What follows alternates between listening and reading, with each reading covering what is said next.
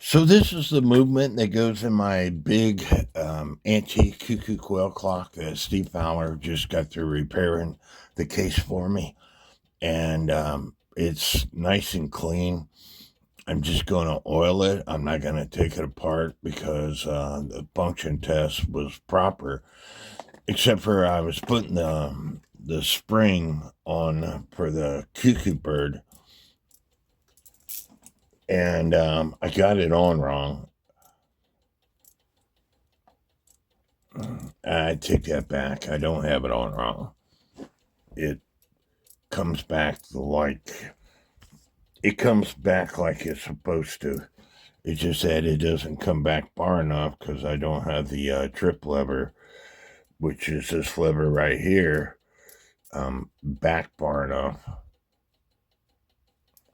So now it comes back further and it springs back like I wanted it to spring back.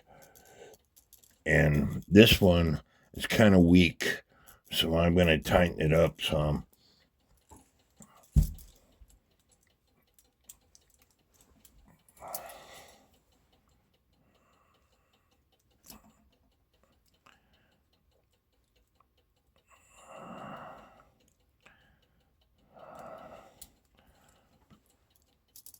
That's better, but it needs to come over and tie into the other spring. That way it doesn't come loose, and that's kind of hard to do sometimes because a lot of times this brass wire will break on you. But that is perfect right there.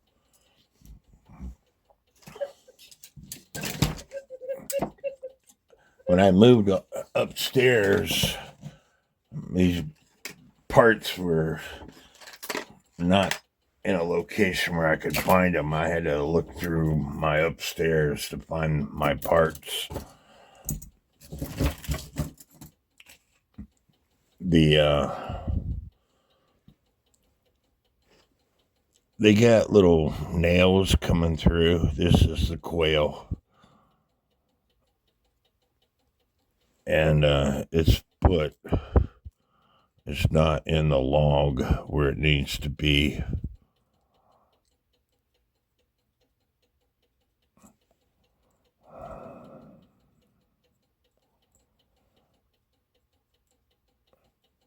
I'm gonna have to adjust these wires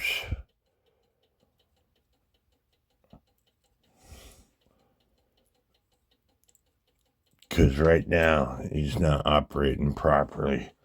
Here's the cuckoo bird,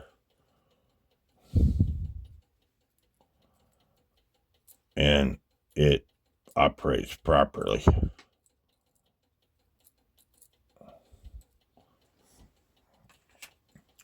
But the quail is not operating properly, and these wires are all stiff. So I need to adjust these wires and oil them off camera. Using my paintbrush that I have with all kinds of product on it, like Old English oil, New Life Furniture Mask, and um, Howard Beaton Wax. I just lightly brushed over the birds to moisten. Now, I'm not going to paint them. A lot of people will paint these antique birds, and when they do, it hurts the value of their clock. And you will see that the log that this bird sits on, they use a fine wire. It comes in two pieces, and they used a fine wire to put it together. But as you can see, it flaps its wings and it does what it's supposed to do. Now on the quail, I got it to where it's flapping its wing and it does what it's supposed to do. But as you can see, the log is split and it has no fine wire on it. I'm going to glue the log together and let it sit for a while. But I use that same brush to touch it up. Again, you don't want to paint them. You want them to look antique. Now, with that said, it's your clock. You could do whatever you want. The only people you have to satisfy, and I say this in several videos, is yourself, your spouse, if you're married. But the most important thing is a potential buyer. If you decide you want to sell your clocks, that potential buyer might talk negative if you paint the birds. There was a guy that had a Herbert Hur clock a few years ago. This Herbert Hur clock was made in the 50s, and a couple years, 2 or 3 years ago, there were some for $400. Him and his wife painted the birds, and I loved what they did to the birds, all right? However, because they painted the birds, they put the clock up for sale. And where these clocks were selling for $400, he couldn't sell his clock. It was a cuckoo quail clock. He couldn't sell his clock for $400. So he kept dropping the price and dropping the price. And he finally sold it for $150. Just because they painted the birds. And so this bird looks fine to me.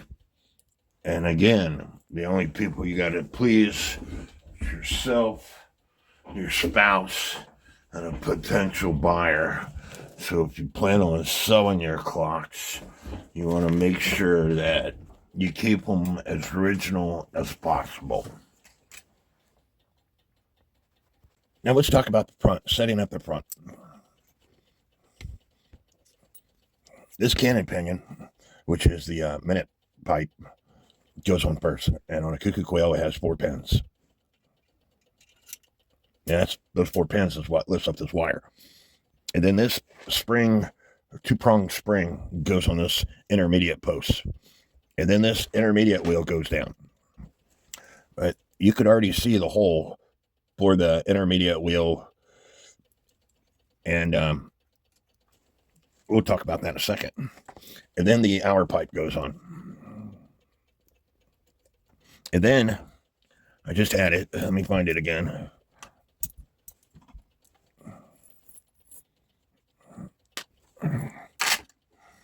Stand by. When you're working with a fold-up towel, sometimes the folds hide your parts. This washer goes on top of the intermediate wheel, and that washer is what keeps the hour pipe from coming forward once you put the tapered pin in. But as you can see that hole that tapered pin goes in, and you don't want that. There's not going to be enough pressure to get your hands to rotate. So what you have to do, you got to take this off, you got to bend it so it gets more pressure on it.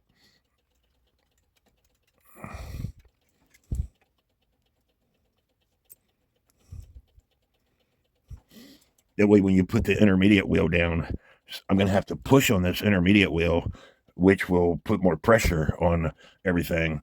That way, when it all, how do I explain this? You have to put pressure on it to find that hole, and that way it's putting pressure on it to make the system, because the great wheel turns this, and if there's not enough pressure on it, this wheel is what turns this wheel here and the hour pipe. And so if there's not enough pressure on that system, this wheel is never going to turn. So let me put the taper pin in and we'll go from there. So I put my legs, the movement stand legs, on the movement. That way I can push this system down to find that hole to put the tapered pin in. Just like that. And once I put the rest of the clock together, currently I don't have the birch and crutch assembly on. But once I put the rest of the clock, the movement together, we're going to put it on a stand. We're going to put a couple dots on these wheels, and we're going to let it tick away to see if those dots move. Now, the birch and crutch assembly needs cleaned up. You should be able to see that notch on it. That's from years of it rotating around the escapement wheel. And if that notch is on the entry and exit pallets, it's going to stop the clock. So I'm going to take a pile to this to get rid of that notch.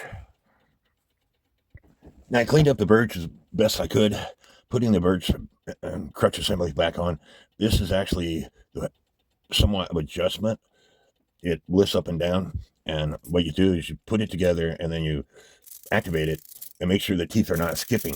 If the teeth are skipping, you're going to have to push it down some to tighten up the screw.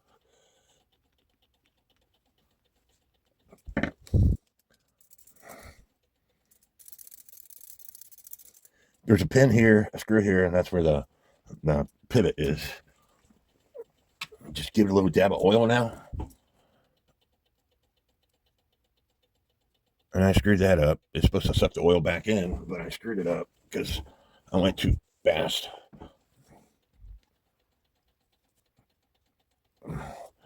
New phone, still trying to figure it out.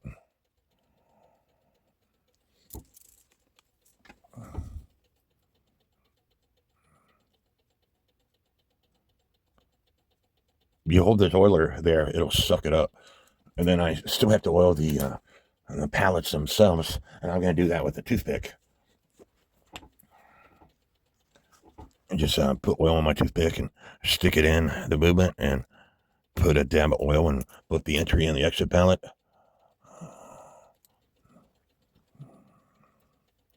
And then run the birch assembly around. You're actually oiling the escapement teeth. Remember, I told you not to oil stuff that doesn't go round and round and round. The escapement teeth are going round and round and round. You're not actually oiling the pallets. You're oiling the escapement teeth. And instead of putting a drop of oil on each teeth, you put it on the pallets, and you work this around, and that will put the oil where it needs to go. What I need to do now is hook some chains to this thing so I can see whether or not the hands are going to move. I told you that the clutch system, which has got that spring underneath, if it's not right, this intermediate wheel will not move. So the only thing I'm going to do is put a dot here and a dot here. And within a few seconds, you'll see whether or not those dots are going to go away from each other. Again, I showed y'all this stand. A friend of mine modified a stand like mine. And he told me he was going to patent it. And I'm all for that. This stand is cheap.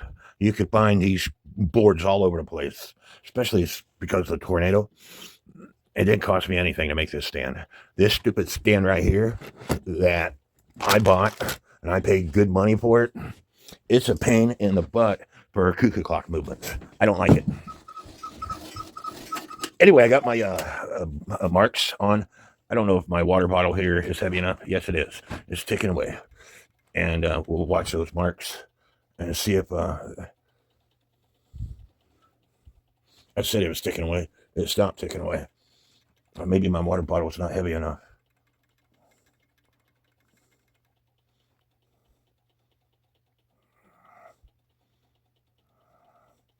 The marks look like they've already moved. But I'm going to put a hand on it to see if the hands move.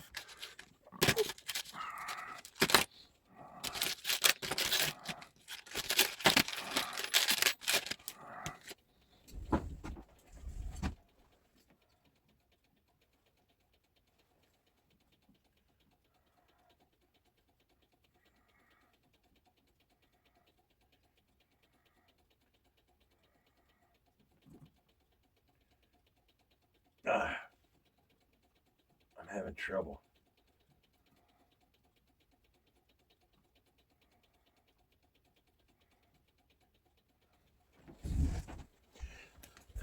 the way the hand is should be set up, hour hand, minute hand, and then that round threaded nut. And that round threaded nut is what holds the minute hand on. My water bottle is not heavy enough, I don't believe. So I'm going to add some more weight to it. But we'll go ahead and put that thing right there. And tighten up the nut. I'm going to add some more weight. I don't know if y'all can see this, see what I'm doing or not. You should be able to see. I can tell right now the hand's moving already. It has moved from where I put it.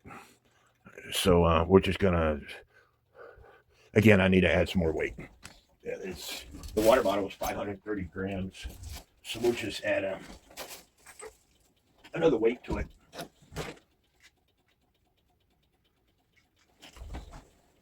Now we got about 800 grams of weight on it. And you're going to see that hand is moving. I can see it moving. Can you see it moving? Anyway, the clutch system is set up correctly. And I got another video on this, but I'll mention it. William J. Bilger's book on Herbert Hur hands, the way you set them up. And Herbert Hur clocks are set up in the exact same manner as these antique clocks. He says you put the hour hand on, and then you put that round threaded washer, threaded nut on, and then you put the minute hand, and then you, but you only put the round threaded nut on so far, and then you put the minute hand on, and then you put the final nut on to make sure the minute hand's not moving. And I found in doing that at first it works, but over time the hands tighten up and it stops the clock. So I found that if you put the hour hand on and then the minute hand and then the round threaded nut that goes on the square shaft, and that round nut is what holds the minute hand from flopping like it is right now, and then the final nut is a decorative nut, I find that it works better. So the movement's been running for a while. I don't have the right weights on it. The hand goes off exactly where it needs to go.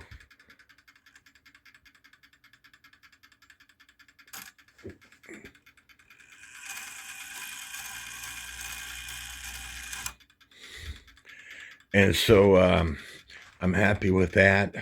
The next step I need to do is take the count wheel off and look for burrs. I'm finding more and more of these count wheel movements have burrs on them. And that will create an issue once the movement goes back into the case. So my Alexander Flea clock, it's running great. There's one burr on the count wheel. So eventually I'm going to have to take the count wheel off and file the burr off, because the clock's downstairs, but I wind it every day. And at times the cuckoo weight will be on the floor where the other weights are like halfway down. And that's because it's skipping hours. The weight is not running evenly with the time weight, and it's only a cuckoo clock. So if I keep my finger out of the way, like I said, this is a brand new camera. It's got 3 different lenses on it, and I keep on putting my freaking fingers in the way every once in a while. But like right now. But anyway, I need to take the count wheel off and look for burrs. And what we're looking for is on the flat spot itself, this very bottom section, is it can't have any burrs. Let me get something better to point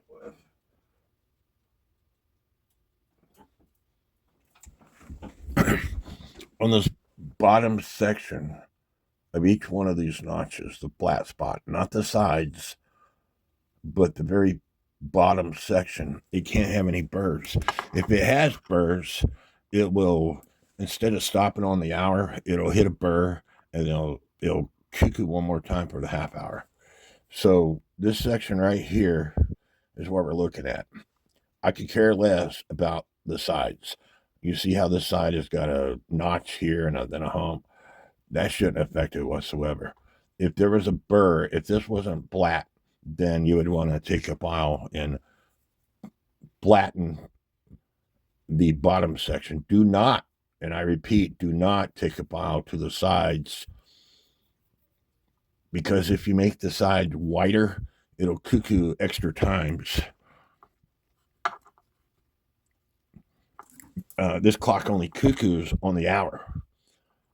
Okay, so if you made the slot, get back to a slot. If you made the slot wider, this is the 11 o'clock position. It would be enough space to change it into the 12 o'clock position. I'm sorry, I'm having trouble figuring out where this thing is on my microscope.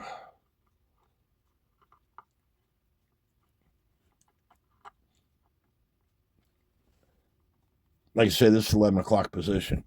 This is the 12 and 1 o'clock position. You see how much wider it is? It is as wide as my scope lens, magnified. Going back to the 11 o'clock position, if I can get there, it's only half as wide as my scope position. So do not file the sides. You only want to file any burrs that might be at the bottom. And this is magnified 1,000 times or whatever. I'm not for sure, but I've got other videos where I filed down some because you could clearly see a burr. You see hairs and stuff in this. I just got through taking my Dremel to this, but there it's going. But make sure that you look at each position. And if you don't have a microscope, I would suggest just lightly filing over the bottom section here with a flat file anyway, because if you put this thing back together and if there's a burr on it that you didn't see, it's going to hit, and then it'll hit again. And again, this is, let's say there was a burr right here in the middle where it's supposed to hit, where it's supposed to shut off. It'll hit that burr, and then it'll continue to cuckoo until it got to the next slot. And this thing is only supposed to cuckoo on the hour. But a lot of the, it's a cuckoo quail clock, all right? The cuckoo clocks will cuckoo on the hour and the half hour. And some cuckoo quail clocks will cuckoo on the hour and the half hour also. But if there was a burr here, instead of stopping at, let's say, 1 o'clock, it will cuckoo one time, it'll hit that burr, then it'll cuckoo again to stop in this section here for the 1:30 position after it. So it cuckoo once, it'll cuckoo again for the 1:30, then it'll stop over here to get prepared for the 2 o'clock position. So anyway, check for burrs. A lot of these count wheels have burrs in that black section. I'm happy with this one. I don't see any burrs. And what we're looking for is on the flat spot itself, this very bottom section is it can't have any burrs. Let me get something better to point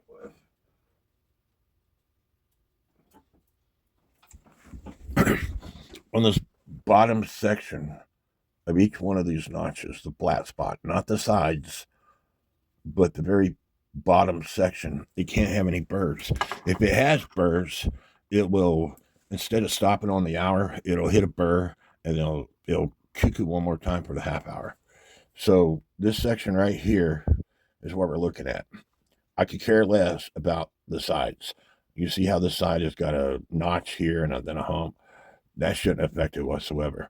If there was a burr, if this wasn't flat, then you would want to take a file and flatten the bottom section. Do not, and I repeat, do not take a file to the sides, because if you make the side wider, it'll cuckoo extra times. This clock only cuckoos on the hour. Okay, so if you made the slot, get back to a slot. If you made the slot wider. This is the 11 o'clock position. It would be enough space to change it into the 12 o'clock position. I'm sorry, I'm having trouble figuring out where this thing is on my microscope.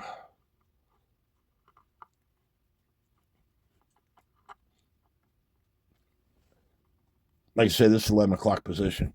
This is the 12 and 1 o'clock position. You see how much wider it is? It is as wide as my scope lens, magnified. Going back to the 11 o'clock position, if I can get there, it's only half as wide as my scope position. So do not file the sides. You only want to file any burrs that might be at the bottom. And this is magnified 1,000 times or whatever.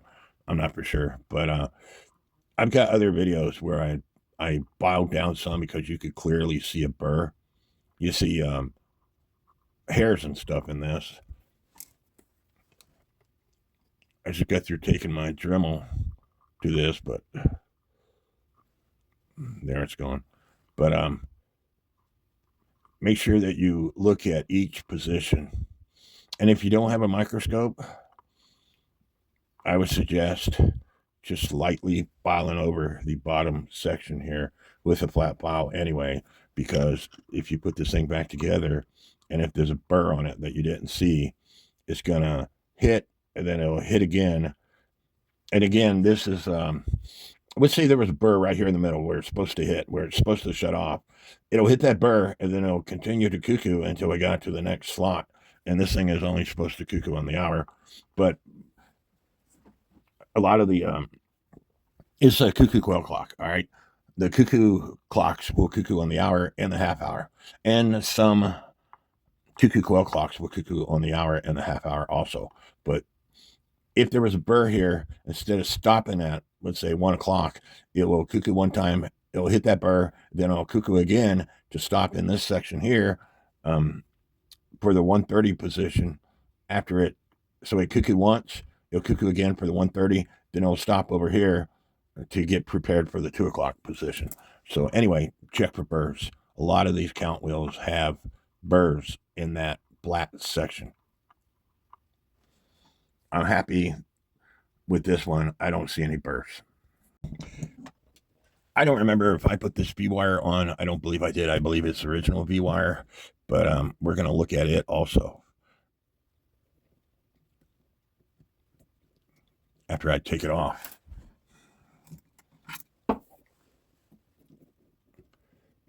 The V-wire is very critical.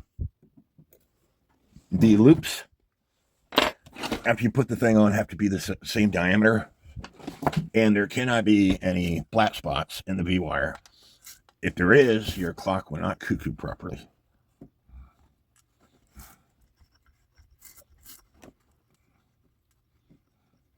Now, you can order V-wires from Time Savers, and I just recently found that you can also take a round file to the V-wire and take out any flat spots that it might have.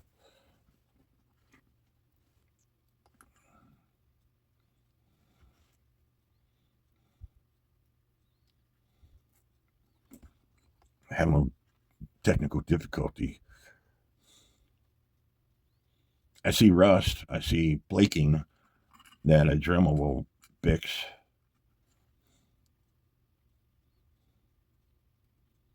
But I don't see any flat spots. There's a hair of some sort right here. But I don't see any flat spots. Now this V-wire is a different diameter than what they normally are, but the loops might give me trouble. I'm going to clean it up with my Dremel. I'm going to try to do this by hand. I don't want to take we're looking at the U-wire now, and you will see there's notches in the U-wire. There's one there, one in the middle, and I think one at the end. I got to get back, and one at the end, right there. And I think those notches were created for the V-wire. Why there's 3 notches, I'm not for sure. But that notch there, it looks pretty rough. So I'm going to not use the middle notch and try to use the 2 end notches that look good to me. I think they put these notches in there.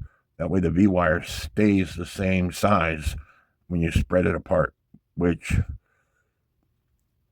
may be a good idea. Sounds logical, but I'm not for sure.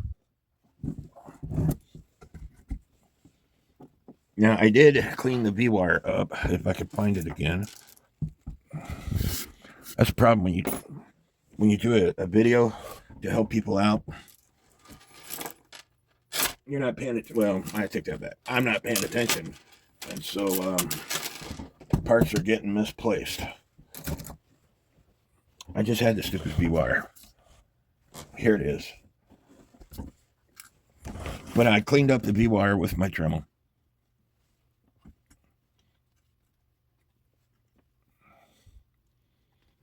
I gotta zoom back in now.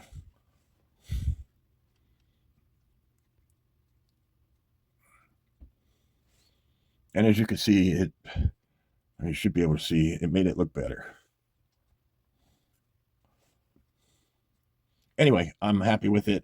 I need to add the V-wire back to the U-wire, and then again, the diameter of the loops that connect to the U-wire, the diameter of the loops on the V-wire is very important. If you have one that's bigger than the other, then they both need to connect to the U-wire. And if you got one that's bigger than the other, only one is going to be connecting to the U-wire, and your clock won't run right. Now, with the movement back on my stand, I'm going to test the count wheel to make sure it's not going to skip any place. That was 1 o'clock. The bouncing that you hear is the high note lever. And once the bellow's connected, you're not going to hear that noise. Also, I got the clock in beat. I could put my finger there. The leader wire's touching my finger every time, and it's still ticking away. I should be able to put the pendulum on. And this is not the pendulum. I'm going to have to find a pendulum that will work.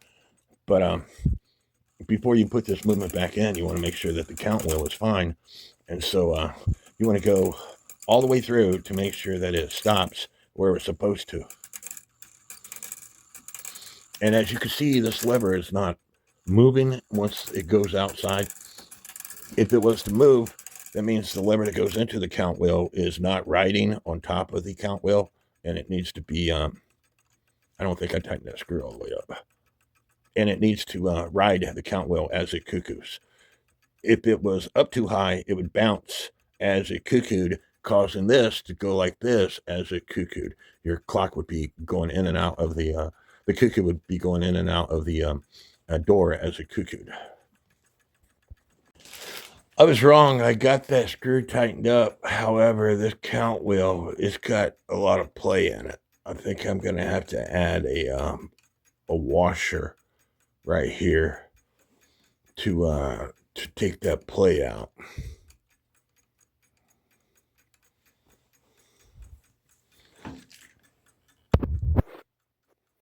As I do this function test, you're going to see, because the count wheel needs a washer, at some times, and it doesn't do it all the time, at sometimes this will go out, come back in, and then it'll go out again when it first starts off. And like I said, it doesn't do it all the time, and that's why you do these function tests. And it has nothing to do with the burr. It's because the count wheel is not tight on the system. Right there, it did it.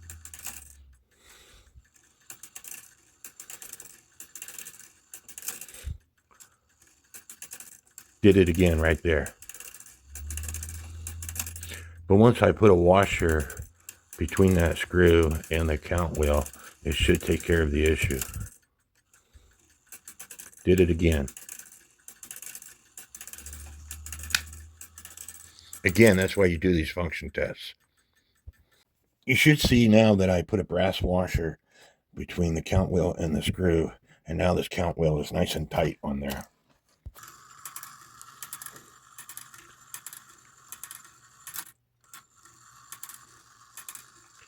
Makes a big difference.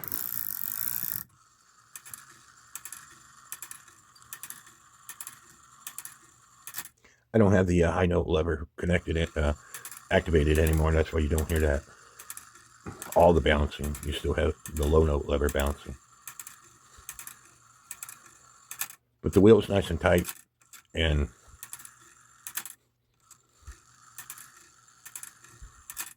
last time I did it at 3 o'clock, that was just 3. Now it's working as it should.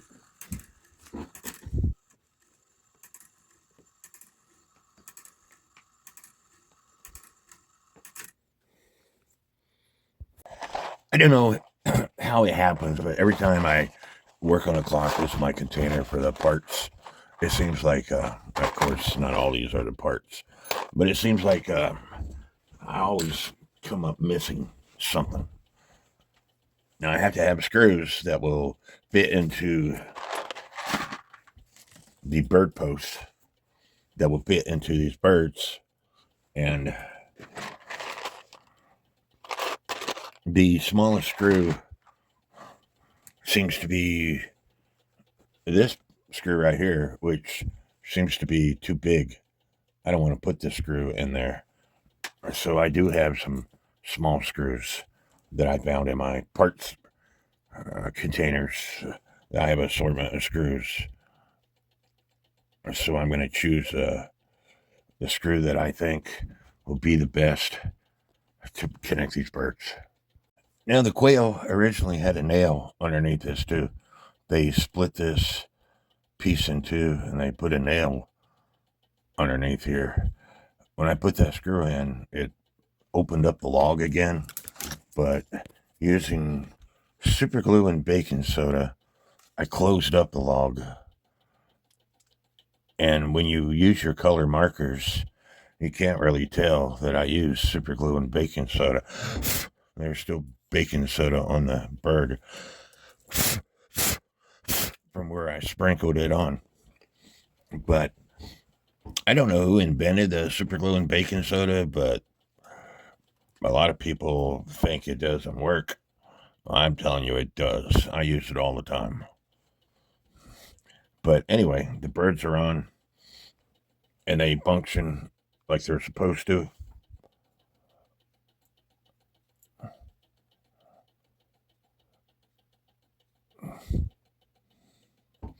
So it's time to put this movement into the case. Typically, I do not take the trim off on a cuckoo clock, but because the clock is special, I wanted to clean it all up. So I took it all off to clean it all up. And I went out and bought myself a electric brad nailer slash stapler. But using a Howard beading wax to clean this product up, like I said, and a paintbrush. You want 2 different size paintbrushes, one to get the big spots and one to get the fine details. But typically I do not take this stuff off. But like I said, because this clock is special, I wanted it to pop to shine when I hang it up. So I got the case all cleaned up. Now it's time to put the movement in and the bellows. It looks pretty good.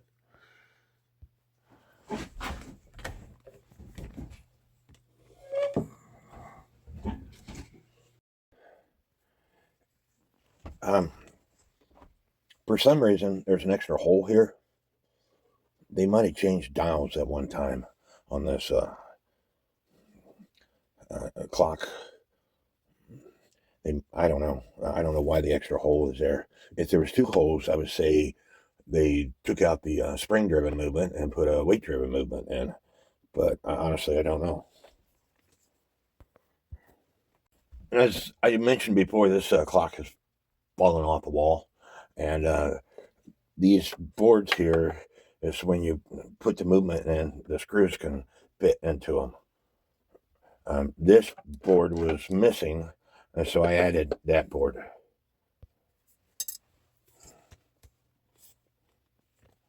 Get my camera to shut off. I'm pretty sure the hole was designed for this intermediate wheel. If it didn't have the hole, this pin would catch the wood. Now this is the pendulum that came with the clock, but I don't believe it's the original pendulum, but it does work. Have you ever seen a more beautiful pendulum, Bob? This thing is carved really nice. And on the back, it looks like the initials A and M. And it looks like there's a date right here. And I believe it says 11. I got it upside down. 11/4/1911, maybe. It looks like 11/4/1311, but 1311 wouldn't make sense to me. What do y'all think? What does that say?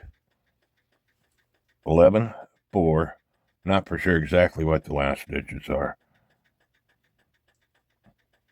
1311. But here is the initials. Get to it. A and M, maybe A and N, and I don't know. But it's a beautiful pendulum, Bob. And this is not the original pendulum stick, but it does work. Because it has to have something like this to attach to the leader wire.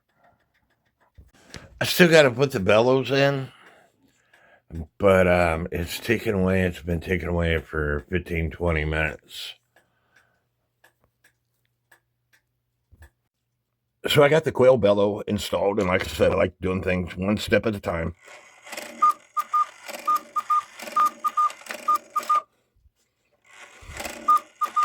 I had to adjust the wire.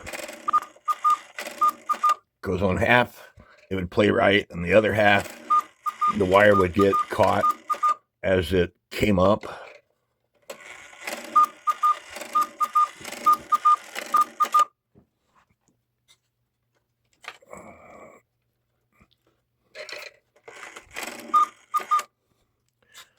And I'm probably gonna have to take this movement back out because the quail is crooked. And I tried loosening this screw and I can't. And because it's crooked, the wire keeps going on top of its tail.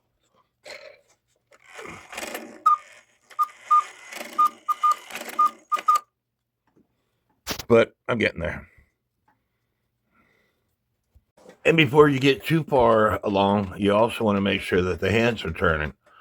So I got the pendulum off. It's going to run faster with the pendulum off. I got the quail. I got the hand adjusted so where it should be going off any seconds. It already did it once, but I just wanted to tell you on video that you need to make sure that it's going to do it itself without you having to trip the lever by opening the door. And I didn't clean. I take that back. I didn't take this movement apart because it was already cleaned. So I've got other clocks to work on, and that's why I didn't take this movement apart, because it looked good to me, and it seems to be running just fine. Now, I've either misplaced this wire that goes to the low-no bellow, or I didn't have one. But anyway, what you want to do, you want the weight on the chain. That way, this drops, and you put the bellow about where it needs to go, and you want one that matches up with that loop in its position that it's in. Now, you can always adjust it a little bit, but this one is about an inch or so too short, so I need to get a longer one. And all my wires are about the same length, or they're too long. So I got a paper clip here that I'm going to make one out of. I'm going to have to make a different wire because the paper clip was a little bit too short. And as you can see, this thing is open all the way up, and you can't bend this down anymore.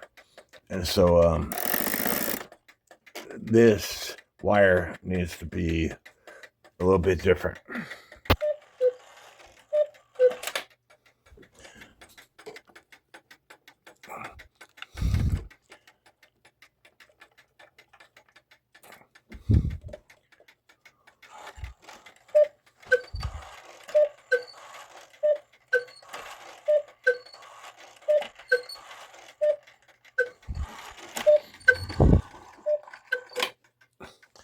I don't know why it's making that tripping noise. There might be an issue with where the hole is located in this hole. Because if it's not right, then it'll sound different.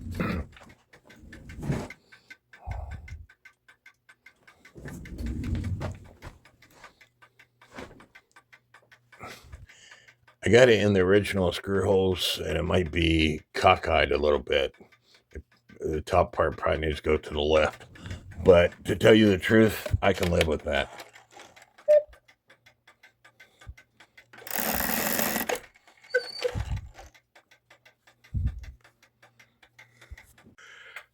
I came in here this morning.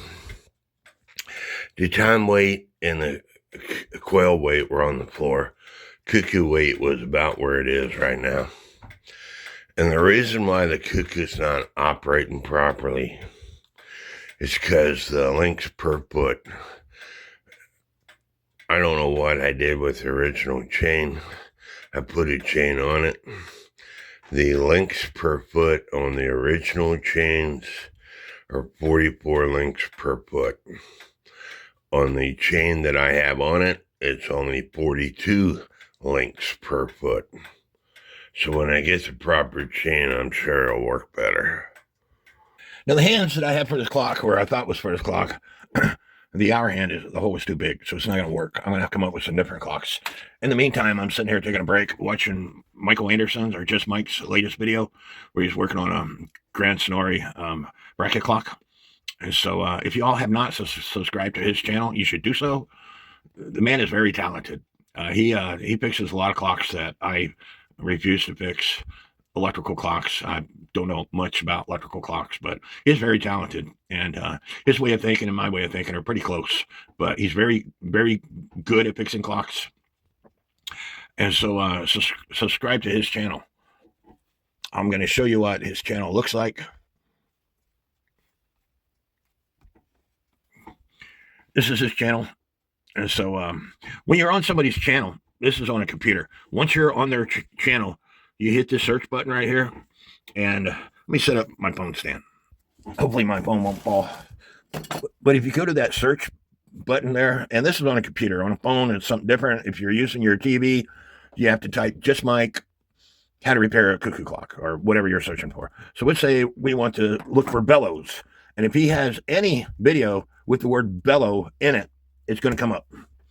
And here we have how to repair cuckoo clock bellows with tie-back, cuckoo clock bellows replacement, cuckoo clock bellows repair.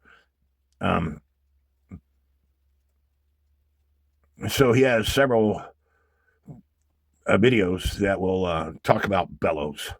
And again, you have to think, what would he name the title of the video? How about Cuckoo Won't Shut Up? So let's say won't shut up, and see if there's anything. Small cuckoo will not cuckoo. Fiddler cuckoo clock non-stop cuckooing. So again, you have to be on the person's channel. And if you search up here in the address bar where it says search, you're not going to find just Mike's videos. it's going to include everybody's videos with the title on it. So if I type bellow repair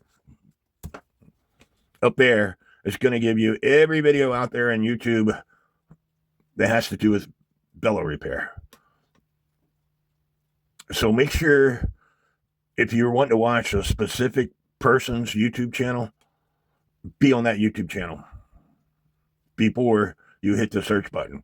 Or you type Munnerlyn bellow repair, and it's going to bring up all my videos first. It'll show other people's videos eventually, but it's going to bring up all my bellow repair first. And I've got lots of bellow repair out there. Now it shows Jane Stewart, DP Perry, more of mine. And so let's go to Adair's Repairs. There's another person I suggest that you subscribe to. This is her channel right here. And once you're on her channel, you use that search button and you type in bellow. And if she has any video out there on repairing bellows, it's going to show it. Here, she explains the diagram of what comes with bellow paper. And she's a lot better teacher than I am. She's a lot smarter than I am when it comes to reading. And she explains, that's a very good video. And she explains, and if you do the bellow repair like the diagram says, there's no cutting and trimming at the end, and it looks a lot more professional. Cuckoo clock repair. But anyway, subscribe to her channel. I could keep on and showing you people's channels, but in most of my videos lately, I give a list of all the people that I would love for you to subscribe to, because there's a lot of knowledge out there. Take the time to find those people. And if you can't find those people, send me a message on Facebook. My current profile picture has got to do with 9/11.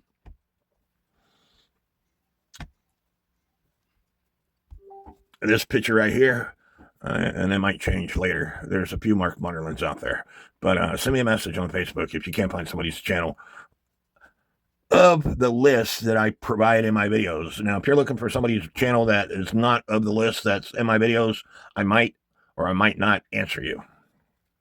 Now, I came up with a set of hands that will work. This is a newer hand, this is an older hand, or they're different colored hands, but it'll work for the meantime. I measured the length of the arbor and it's 6.4 millimeters.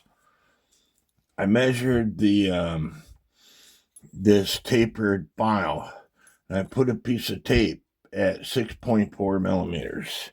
And so you want to stop before you get to that tape, that way, and test to see if it goes onto the arbor. You can always take away, but you can't add to. And just like with bushings, because this is tapered, when I talk about using cutting broaches for bushings, you have to do both this side and then flip it over and do this side, because a round hole can't fit on a square plug, if that makes any sense. Now, I don't have enough room upstairs to put the antlers on, but the clock is up and running. I hope y'all enjoyed this video. Give me a thumbs up. It was fun. It was a challenge. Now, my friend Steve Faler, okay, he doesn't know anything about clocks. And my deer is crooked. He doesn't know anything about clocks, okay? So I can't alter him. The back door he made in 2 pieces, actually 3. 2 pieces of wood together and then a piece of wood in the middle of it.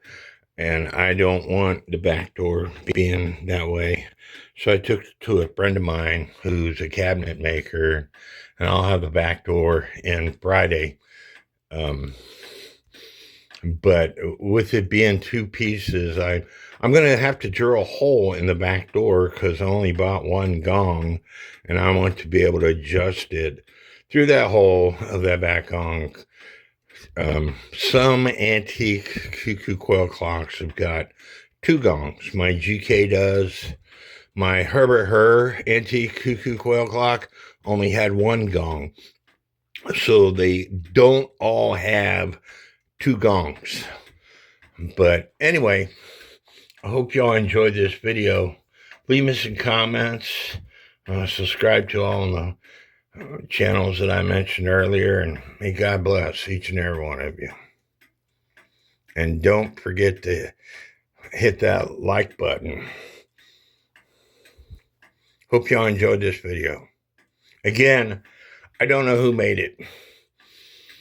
I can only estimate the time. It was made between 1900 and World War I because of the thickness of the plates. And that is just my own personal opinion. There are Alexander Fleet clocks out there that look just like this, except for their movement is different. And their movement says AF on the movements.